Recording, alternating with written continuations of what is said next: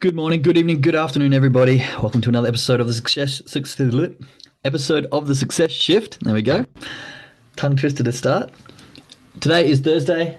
I'm very excited. I'm full of energy today. Every day with a newborn is a learning curve, steps forward. Obviously, I'm talking about that quite a lot at the moment because I've just got my first child, and it's exciting, and it's full of developments, and it's full of new experiences for both myself from a learning state, from finding different perspectives on a lot of things in life, finding different ways to handle situations. Also, just blowing my mind the capability of a human brain and how little ones can grow so quickly and develop and the things they learn. Sorry, yes. Hello. Sorry, I've just got opened the Kajabi site as well. So I'm doing two at once, and I've just got some people jumping in over that side with discussions. So don't mind me. So yes, today I'm extremely grateful for the ability to observe and to just watch a human develop and grow so quickly. It's insane. And it's definitely got my brain ticking over about how we as adults kind of slow down our adaptability and our change. And that's kind of what I want to talk about today. But before we get started, chuck your gratitude into the chat. I'm very much in awe kind of some of the research and stuff I've been doing in relation to the human brain and just quite a lot of its capabilities today. So we're going to go a little bit more sciencey, I guess, or a little bit more deep in that direction, but we will get started in a second. Like I said, chuck your gratitude in the chat so we can maybe go over some of those, share as a whole. Just going to check over here on the other side. Okay. I'm very grateful that my husband made supper when I was late home from work last night. Oh, isn't that nice? It's always nice to come home to a nice meal. And my partner's been very good at cooking lately. She's gotten into some routine with the little man and helping make meals and have him join the kitchen. So I've been very fortunate to have a lot of meals made for me, and it's always nice, especially if you can come home to a nice cooked meal. All right. If we've got no more gratitude, we'll get stuck in today. Grateful for cuddles with my kids and that I can be their safe zone.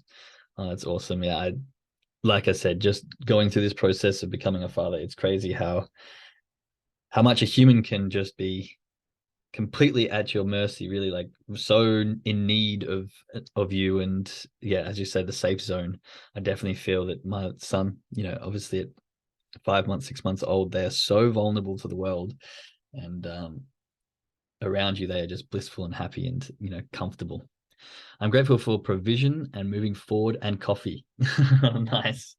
That's the one thing I've tried this month. So what I do personally, and I tried this last year and I didn't go too strong, but I'm going to try it again this year, is each month of the year, I try to add on a new habit stack. So trying to better yourself. And this is actually sort of segues into what I want to talk about today, and it's change.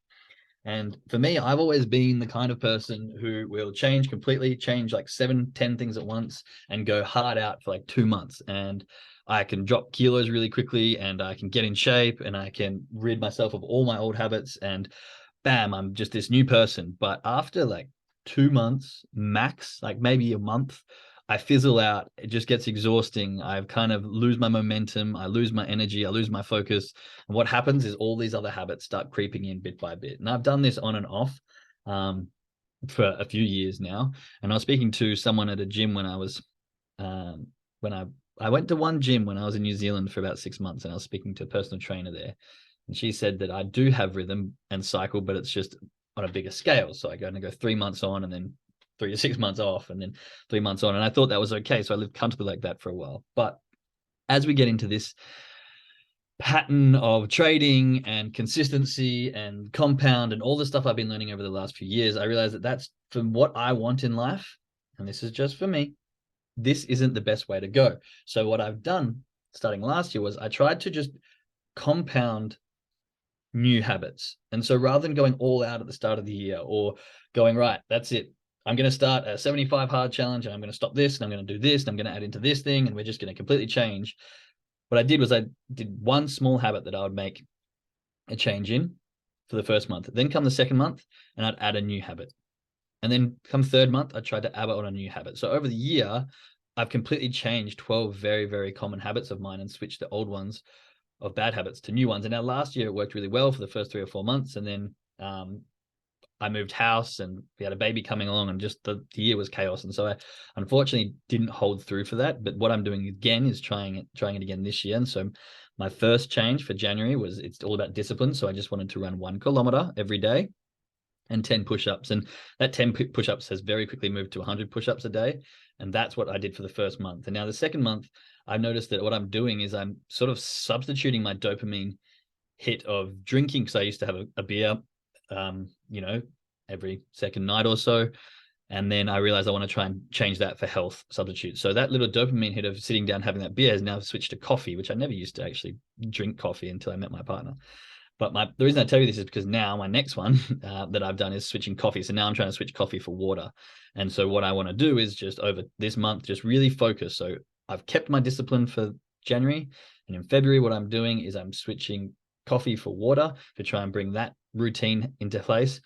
And then the next month, I'll be adding on another thing. And what it's probably going to be is a mobile phone cleanse, in a sense.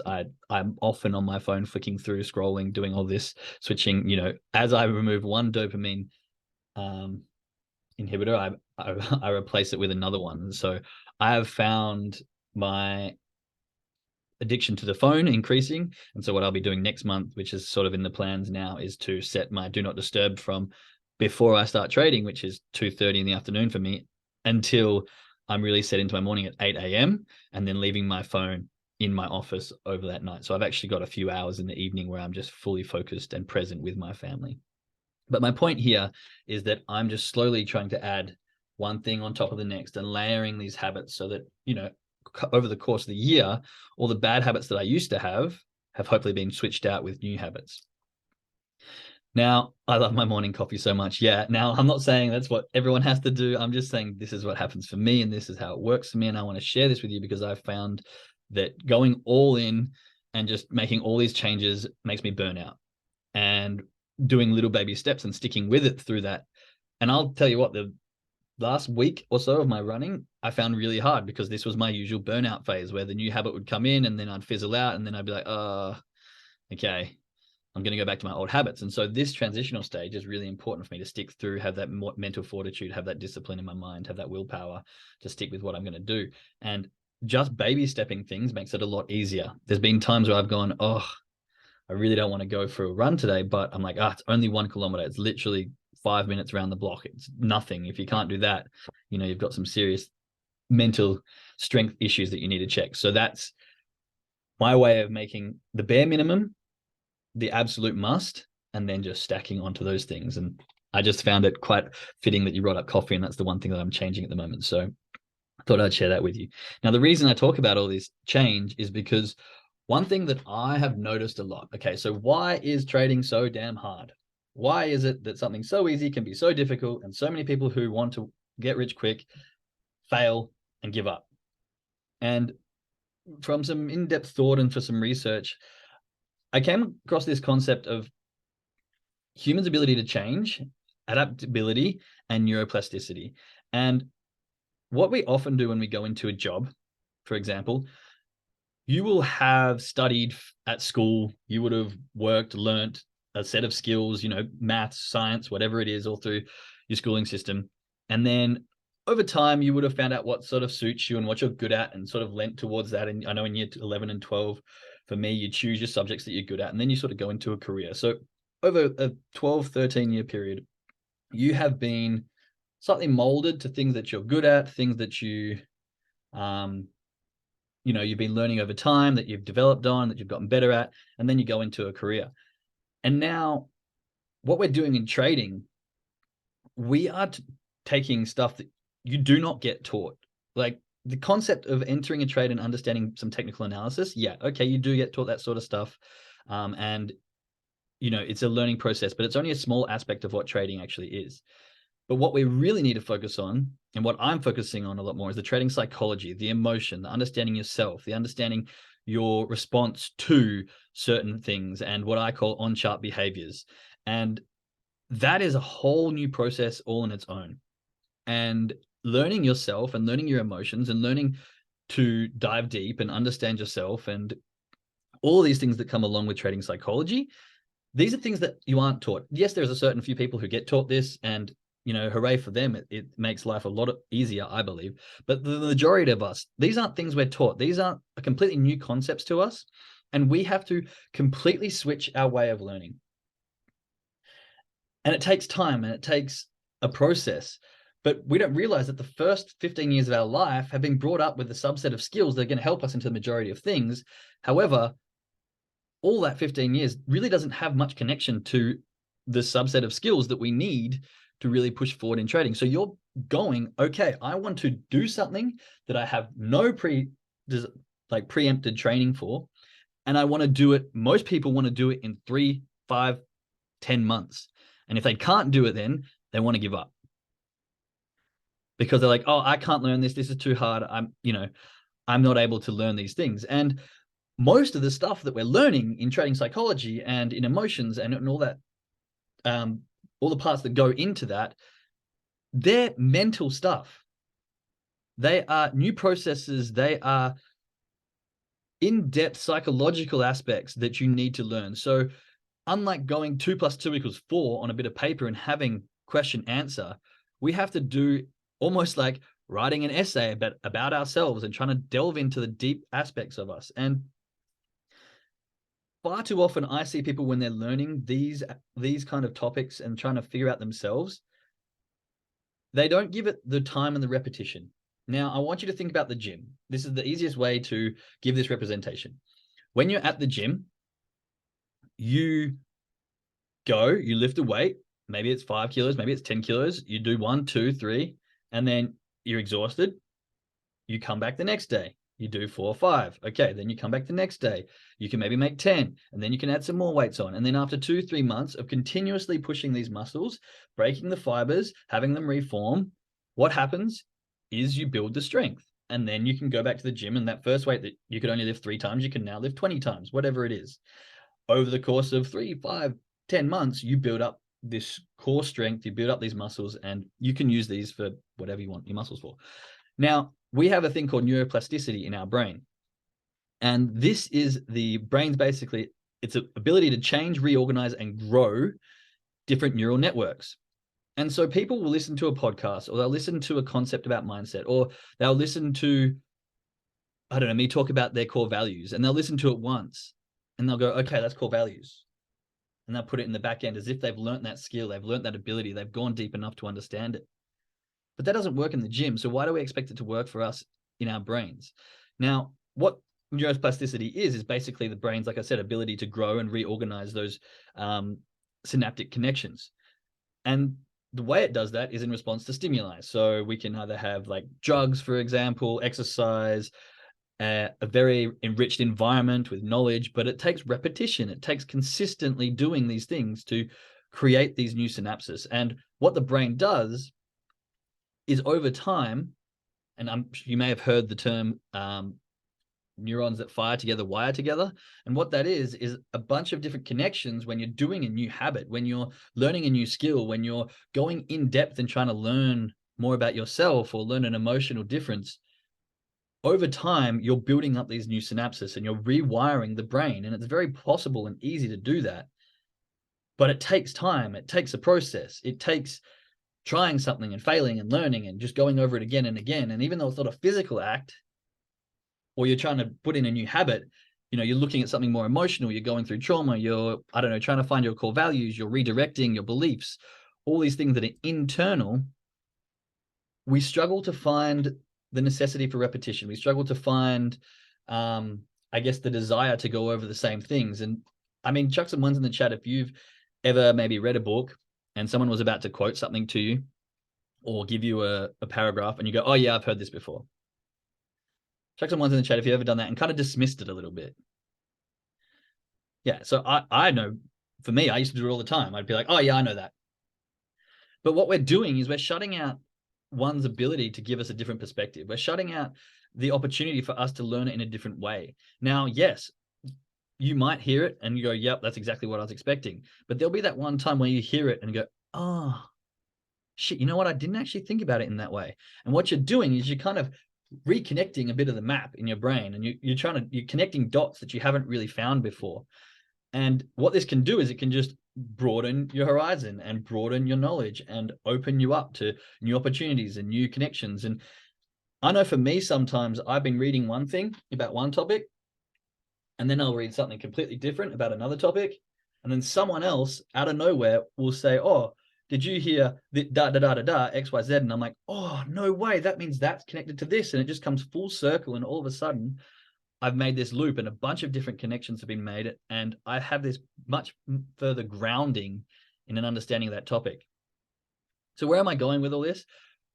Well, when we want to learn a new skill, when we want to come to doing something as grand as becoming a successful, profitable, long-term trader, where we can sit at our desk and trade for 2 hours and make the millions of dollars that we all have the ambition to make, we have to understand that this is a process that's going to take time. This is a process that's going to need intense learning and change. And we are not going to be the person that we are today.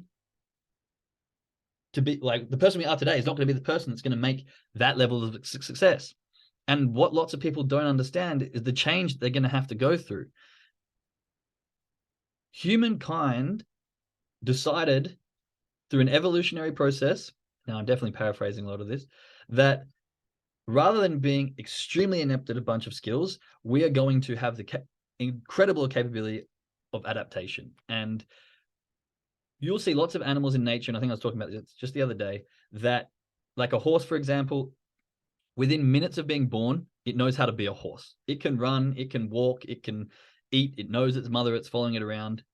But humans, they are basically useless once they come out of the womb.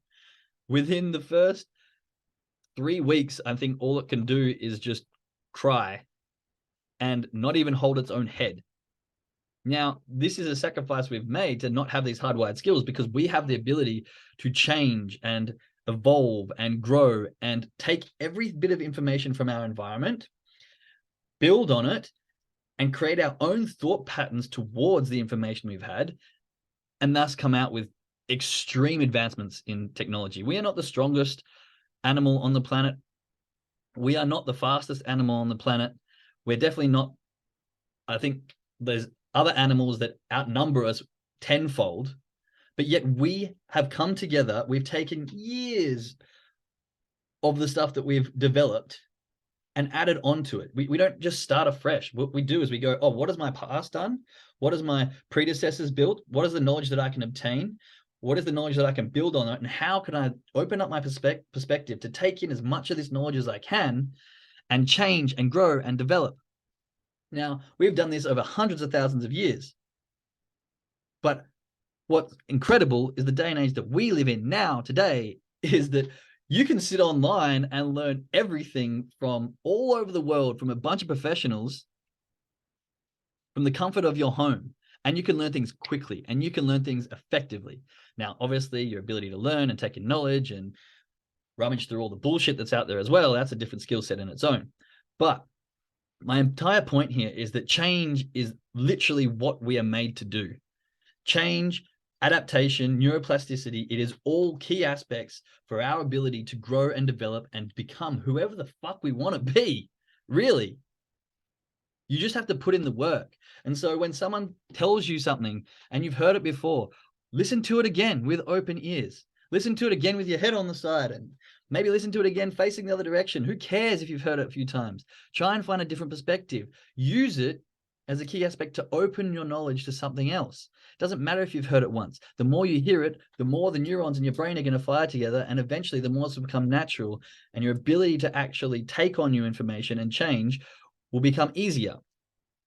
I've been trading with Teresa on her strategy for, I don't know, nonstop, almost every weekday for almost 18 months now. I still have moments where charts come up and I'm like, oh, I don't know this. Can I please have the information, Teresa? I'm asking her questions. Other people will ask questions in a way that I've never heard them ask before, and it will still open my mind. Rather than going, oh yeah, I don't need to listen to this, I've heard all this before, I go, okay, how can she explain it in this way?